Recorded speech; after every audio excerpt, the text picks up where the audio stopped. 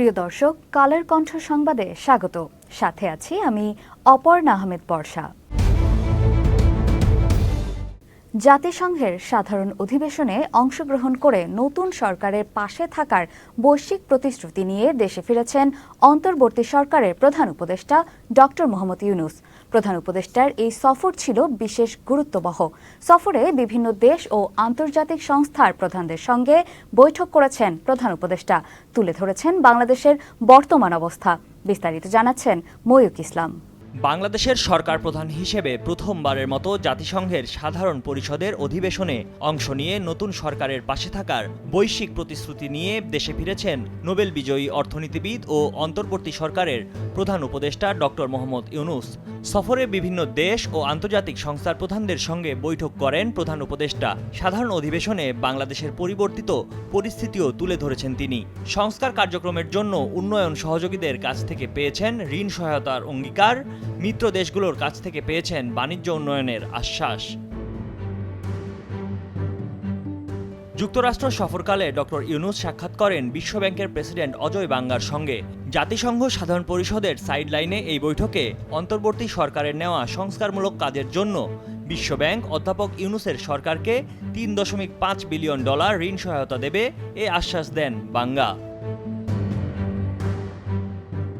পাচার হওয়া অর্থ ফেরত আনা প্রসঙ্গেও তৎপর ছিলেন প্রধান উপদেষ্টা। জাতিসংঘের সাধারণ অধিবেশনের ফাঁকে বাংলাদেশের প্রধান উপদেষ্টার বৈঠক হয় যুক্তরাষ্ট্রের প্রেসিডেন্ট জো বাইডেন ছাড়াও দেশটির পররাষ্ট্রমন্ত্রী অ্যান্টনি ব্লিংকেনের সঙ্গে দুদেশের মধ্যে অর্থনৈতিক সহযোগিতা ও বাংলাদেশ থেকে পাচার হওয়া অর্থ পুনরুদ্ধার সহ বিভিন্ন বিষয়ে আলোচনা হয়। এ সময় বাংলাদেশ থেকে পাচার হওয়া অর্থ ফেরত আনার ক্ষেত্রে যুক্তরাষ্ট্র বাংলাদেশকে সহযোগিতার আশ্বাস দেয়। জাতিসংঘের সাধারণ অধিবেশনের ভাষণেও বাংলাদেশের প্রধান উপদেষ্টা ডক্টর মোহাম্মদ ইউনূস অবৈধ অর্থের প্রবাহ এবং উন্নয়নশীল দেশগুলো থেকে সম্পদের পাচার বন্ধ করার বিষয়ে জোর দেন। এ সময় তিনি বিশ্বব্যাপী পাচার হওয়া অর্থ নিজ নিজ দেশে ফেরাতে আন্তর্জাতিক সহযোগিতাও কামনা করেন। সাইডলাইনে চীনের পররাষ্ট্রমন্ত্রী ওয়াং ইর সঙ্গে বৈঠক হয় ডক্টর ইউনূসের। এ সময় বাংলাদেশের সঙ্গে অর্থনৈতিক সম্পর্ক আরও গভীর করার ঘোষণা দেয় দেশটি। এছাড়া জাতিসংঘ মহাসচিব অ্যান্তনিও গুতেরেস, ইতালির প্রধানমন্ত্রী জর্জিয়া মেলোনি, পাকিস্তানের প্রধানমন্ত্রী শাহবাজ শরীফ, নেপালের প্রধানমন্ত্রী কেপি শর্মা ওলি এবং নেদারল্যান্ডসের প্রধানমন্ত্রী ডিক শুফের সঙ্গে দ্বিপক্ষীয় বৈঠক করেন প্রধান উপদেষ্টা। সৌজন্য সাক্ষাৎ হয় কানাডার প্রধানমন্ত্রী জাস্টিন ট্রুডো ও ব্রাজিলের প্রেসিডেন্ট লুইস ইনাসিওর সঙ্গে। শেখ হাসিনা সরকারের পতনের পর ভারতের সঙ্গে বাংলাদেশের নতুন সরকারের এক ধরনের সম্পর্কের টানাপোড়েন চলছিল। এই সফরে ভারতের প্রধানমন্ত্রী নরেন্দ্র মোদীর সঙ্গে প্রধান উপদেষ্টার বৈঠক হতে পারে এমন সম্ভাবনা তৈরি হয়েছিল। তবে শেষ পর্যন্ত দুই সরকার প্রধানের সময় না মেলার কারণে বৈঠক হবে না বলে জানান বাংলাদেশের পররাষ্ট্র উপদেষ্টা মোহাম্মদ তৌহিদ হোসেন। জাতিসংঘের সাধারণ পরিষদের অধিবেশনে যোগ দিতে 24 সেপ্টেম্বর যুক্তরাষ্ট্রের নিউ ইয়র্কে পৌঁছেন অন্তর্বর্তী সরকারের প্রধান উপদেষ্টা ডক্টর মোহাম্মদ ইউনূস। 27 সেপ্টেম্বর জাতিসংঘের সাধারণ পরিষদের সাধারণ অধিবেশনে বাংলায় ভাষণ দেন প্রধান উপদেষ্টা। ভাষণে বাংলাদেশে গত 2 মাসে গণঅভ্যুত্থানের কথা এবং একটি গণমুখী, কল্যাণধর্মী এবং জনস্বার্থমূলক রাষ্ট্রীয় ব্যবস্থা প্রতিষ্ঠার প্রতি তার অঙ্গীকারের কথা তুলে ধরেন ডক্টর ইউনূস। ময়ূক ইসলাম, কালের কণ্ঠ। মামলার বোঝা ঘাড়ে নিয়ে দেশের মাটিতে পা রেখেছিলেন বহুল আলোচিত দৈনিক আমার দেশ সম্পাদক মাহমুদুর রহমান। অনুমিতভাবে হাজার হাজার মানুষ তাকে বরণ করে নিতে ভিড় জমায় বিমানবন্দরে। 2 দিনের মাথায় জামিনের আশা করে আদালতে আত্মসমর্পণও করেছেন। তবে জামিন নামঞ্জুর করে তাকে কারাগারে পাঠানো হয়েছে। প্রায় 5.5 বছর প্রবাসে নির্বাসিত জীবন কাটানো মাহমুদুর রহমানের বিরুদ্ধে আছে অনেক মামলা। বিস্তারিত জানাচ্ছেন মাজহারুল আলম। রোববার দৈনিক আমার দেশ পত্রিকার ভারপ্রাপ্ত সম্পাদক মাহমুদুর রহমান আদালতে আত্মসমর্পণ করে জামিন চেয়েছেন। আদালত জামিন নামঞ্জুর করে তাকে কারাগারে পাঠিয়ে দেয়। সাবেক প্রধানমন্ত্রী শেখ হাসিনার পুত্র ও সাবেক উপদেষ্টা সজীব ওয়াজেদ জয়কে অপহরণ এবং হত্যা চেষ্টার মামলায় 2023 সালের 17 আগস্ট মাহমুদুর রহমান ও সাংবাদিক শফিক রেহমান সহ মোট 5 জনকে পৃথক 2 ধারায় 7 বছরের সশ্রম কারাদণ্ড দেয় ঢাকার অতিরিক্ত chief metropolitan magistrate court. Mahmudur রহমানের আইনজীবী সৈয়দ জয়নুল আবেদিন মেজবাহ গণমাধ্যমকে বলেছেন, যেহেতু তিনি সাজাপ্রাপ্ত আসামি, সে কারণে আদালত তাকে সাজা পরোয়ানা দিয়ে কারাগারে পাঠিয়ে দিয়েছে। এখন তার পক্ষে আপিল ফাইল করার পর এই পরোয়ানা স্থগিত হবে। মাহমুদুর রহমানের আইনজীবী আরও জানান, সজীব ওয়াজেদ জয়কে অপহরণ এবং হত্যা চেষ্টার মামলাটি 2015 সালে দায়ের করা হয়েছিল। 2011 সালের সেপ্টেম্বরের আগে যে কোনো সময় থেকে 2015 সাল পর্যন্ত সময়ে বিএনপির সাংস্কৃতিক সংগঠন জাসাস, বিএনপি ও বিএনপির নেতৃত্বাধীন জোটভুক্ত অন্যান্য দলের উচ্চ পর্যায়ের নেতারা একত্রিত হয়ে যোগসাজশে সজীব ওয়াজেদ জয়কে আমেরিকায় অপহরণ করে হত্যার ষড়যন্ত্র করেন। এই অভিযোগে 2015 সালের 23 আগস্ট ডিবি পুলিশের একজন পরিদর্শক বাদী হয়ে পল্টন মডেল থানায় মামলাটি করেন। এরপর 2018 সালের 19 ফেব্রুয়ারি 5 জনের বিরুদ্ধে আদালতে অভিযোগপত্র দেয় পুলিশ। এই মামলায় সাংবাদিক শফিক রেহমানও গ্রেফতার হয়েছিলেন। মামলায় সজীব ওয়াজেদ জয়সহ 12 জন সাক্ষ্য দিয়েছেন। এরপর 2013 সালে মাহমুদুর রহমানের বিরুদ্ধে ধর্মকে ঘিরে বিদ্বেষ ছড়ানোর অভিযোগ এনে তাকে গ্রেফতারের দাবি জানায় শাহবাগের গণজাগরণ মঞ্চ। এ দাবিতে তারা স্বরাষ্ট্র মন্ত্রণালয়েও স্মারকলিপি দিয়েছিল।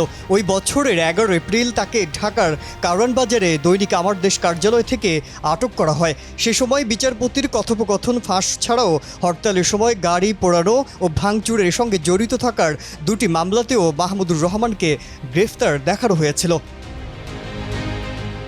মাজহারুল আলম, কালের কণ্ঠ।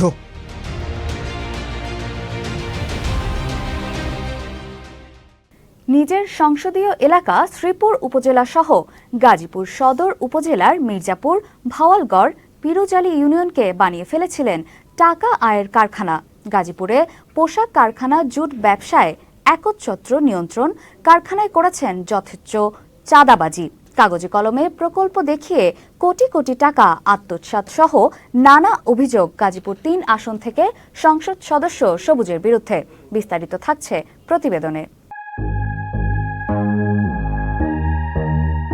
গাজীপুরে পোশাক কারখানার ঝুট ব্যবসায় একচ্ছত্র নিয়ন্ত্রণ, কলকারখানায় যথেচ্ছ চাঁদাবাজি, কাগজে কলমে প্রকল্প দেখিয়ে কোটি কোটি টাকা আত্মসাৎ, সংসদ সদস্য হওয়ার সুযোগে বনভূমি সহ বিভিন্ন জায়গা দখল এবং বিদেশে অর্থ পাচারের মতো নানা অভিযোগ তার বিরুদ্ধে।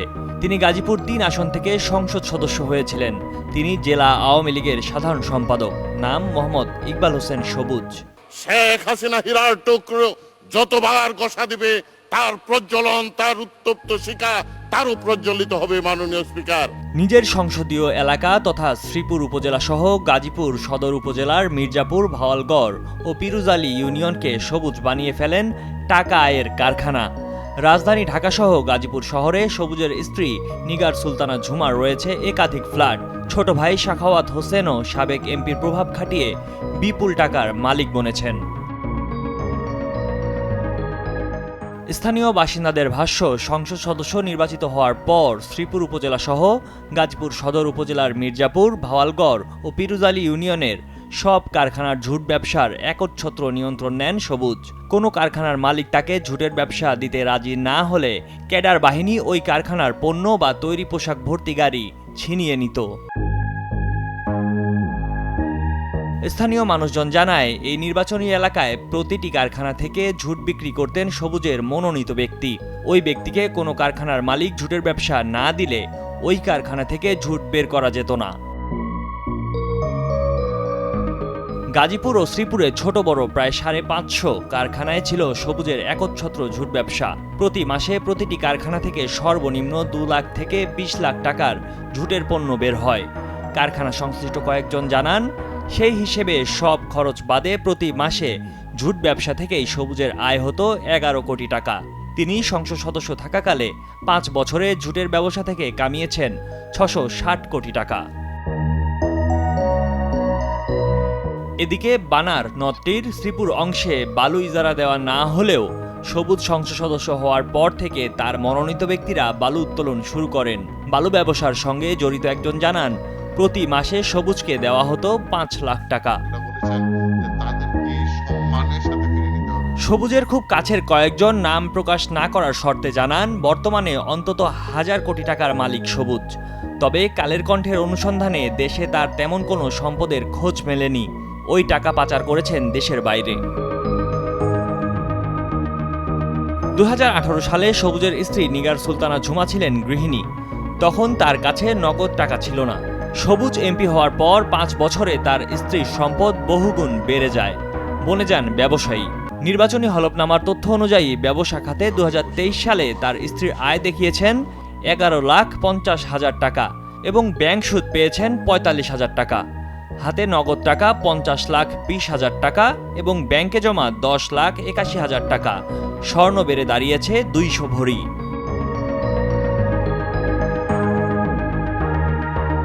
ময়ূক ইসলাম, কালের কণ্ঠ ডেস্ক। বহুল ব্যবহৃত চ্যাটজিপিটি পার করে ফেলেছে 2 বছর। এর উন্মোচন এআই খাতে এক বিপ্লবের সূচনা করেছে। বর্তমানে বহুল ব্যবহৃত চ্যাটজিপিটি প্লাস সংরক্ষণ ব্যবহার করতে প্রতি মাসে খরচ করতে হয় $20 আর 2029 সালে চ্যাটজিপিটি প্লাসের মাসিক সাবস্ক্রিপশন ফি বেড়ে $44 নির্ধারণ করার পরিকল্পনা করা হচ্ছে। অর্থাৎ আগামী 5 বছরে চ্যাটজিপিটি ব্যবহারের খরচ বাড়বে দ্বিগুণেরও বেশি। বিস্তারিত জানাচ্ছেন ময়ূক ইসলাম।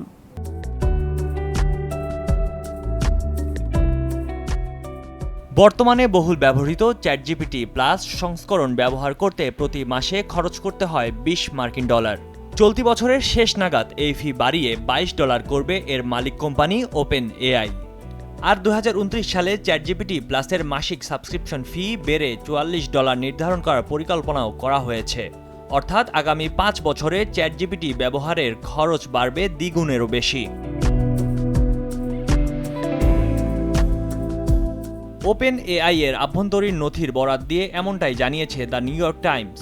ব্যবহার খরচ বৃদ্ধি বিবেচনায় ওপেন এআই এর মাসিক আয় গত আগস্ট মাসে $30 কোটি পৌঁছেছে, যা কিনা গত বছরের শুরুর থেকে 1700% বেশি।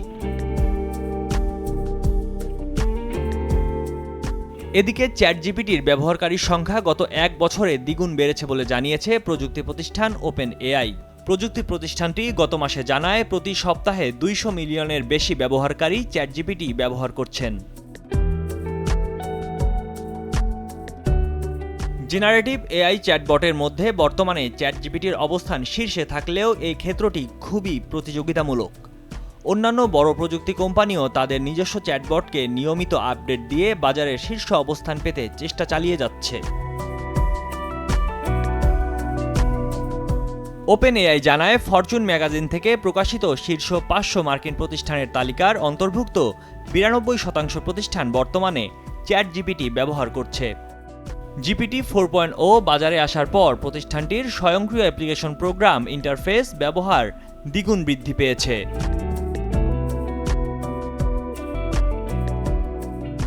প্রতিষ্ঠানটির সিইও স্যাম অল্টম্যান জানান, মানুষ এখন তাদের জেনারেটিভ এআই টুলগুলো দৈনন্দিন জীবনের অংশ হিসেবে ব্যবহার করছে, যা স্বাস্থ্যসেবা ও চিকিৎসা ক্ষেত্রেও বাস্তব পরিবর্তন আনছে। চাহিদা মতো কাজ সম্পন্ন করা, কঠিন সমস্যার সমাধান করা বা সৃজনশীলতা উন্মুক্ত করতে এটি ব্যবহৃত হচ্ছে।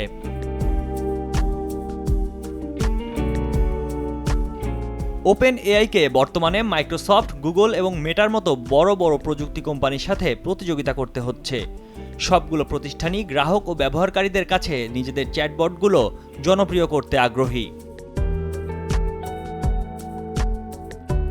2015 সালে ইলন মাস্ক, পিটার থিয়েল এবং লিঙ্কডইনের প্রতিষ্ঠাতা রেইড হফম্যানের মতো হাই প্রোফাইল ব্যক্তিদের সহযোগিতায় ওপেন এআই প্রতিষ্ঠা করেন অল্টম্যান।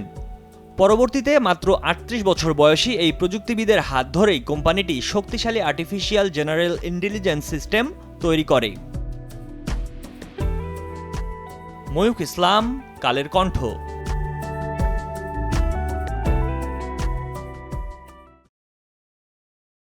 আওয়ামী শাসনামলে প্রায় 16 বছরে অন্যতম আলোচনার বিষয় ছিল ক্রসফায়ার বা বন্দুকযুদ্ধ। কখনো কুখ্যাত অপরাধী, কখনো সন্দেহভাজন, আবার কখনো নিরপরাধ মানুষ এই বিচার বহির্ভূত হত্যার শিকার হয়েছেন। রাজনৈতিক পট পরিবর্তনের পর ক্রস ফায়ার ইস্যু নিয়ে এবার নড়ে চড়ে বসেছে সরকার। এই হত্যাকাণ্ডে জড়িত আইন শৃঙ্খলা বাহিনীর পাশাপাশি ফেঁসে যাচ্ছেন সংশ্লিষ্ট ম্যাজিস্ট্রেটরাও। বিস্তারিত প্রতিবেদনে। সদ্য ক্ষমতাচ্যুত আওয়ামী লীগ সরকারের আমলে পুলিশ, র্যাব সহ আইন শৃঙ্খলা রক্ষাকারী বাহিনীর সঙ্গে কথিত বন্দুকযুদ্ধে নিহতদের ঘটনায় নতুন করে মামলা করা হচ্ছে। এসব ক্রসফায়ার বা বন্দুকযুদ্ধের ঘটনা তদন্ত করে গুলি বর্ষণকে যথার্থ বলে প্রতিবেদন দেয়া ম্যাজিস্ট্রেটদেরও বিরুদ্ধেও অভিযোগ আনা হচ্ছে। বিগত আমলে কথিত বন্দুকযুদ্ধে নিহত ব্যক্তিদের একটি অংশ বিএনপি এবং এর অঙ্গ ও সহযোগী সংগঠনের নেতাকর্মী। কথিত এসব বন্দুকযুদ্ধকে সবসময়ই বিচার বহির্ভূত হত্যাকাণ্ড বলে অভিযোগ করেছে দলটি। এসব ঘটনায় নিহত ব্যক্তিদের পরিবারকে মামলা দায়েরে সহযোগিতা করেছে বিএনপির একটি তদন্ত সেল। প্রতিবেদনের বরাতে জানা যায়, বিএনপির ওই সেলের প্রধান পুলিশের সাবেক কর্মকর্তা মোহাম্মদ সালাউদ্দিন খান জানান, এসব মামলায় যেন ঘটনা তদন্তকারী ম্যাজিস্ট্রেটদেরও আসামি করা হয়, কারণ কথিত বন্দুকযুদ্ধের দায় তদন্তকারী হিসেবে ম্যাজিস্ট্রেটরাও এড়াতে পারেন না। বিএনপির তদন্ত সেলের হিসাব অনুযায়ী ২০০৭ সাল থেকে চলতি বছরের ৫ অগাস্ট পর্যন্ত দলের ১৫৫১ নেতাকর্মী হত্যার শিকার হয়েছেন। এর মধ্যে আইন শৃঙ্খলা রক্ষাকারী বাহিনীর হাতে হত্যার শিকার হয়েছেন ৮৩৭ জন, যার বেশিরভাগই আওয়ামী লীগের ১৬ বছরে। আর গত ১৭ বছরে গুম হওয়া ১,২০৪ জনের মধ্যে বিএনপির ৪২৩ জন।